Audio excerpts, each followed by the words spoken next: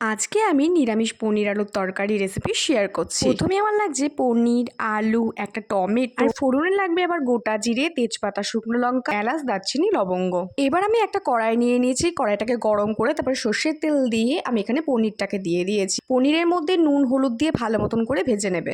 এবার আমি পনিরটাকে তুলে নিয়েছি। এই তেলের মধ্যে দিয়ে দেবে এলাচ, দারচিনি, লবঙ্গ আর গোটা জিরে, তেজপাতা, শুকনো লঙ্কা। এবার আমি আলুটাকে দিয়ে দিলাম। আলুটাকে একটুখানি নুন দিয়ে ভালো মতন ভেজে নিতে হবে। আলু যখন 70% ভাজা হয়ে যাবে তখন আমি দিয়ে দেবো টমেটো। তো টমেটোটা আমি দিয়ে দিয়েছি। টমেটোটা দিয়ে ভালো মতন ভেজে নিয়ে এবার আমি মশলা দিয়ে দেবো। মশলার মধ্যে আছে আদা, জিরে, লঙ্কা। এবার আমি ভালো মতো কষিয়ে তারপর আমি দিয়ে দেবো নুন, চিনি, হলুদ।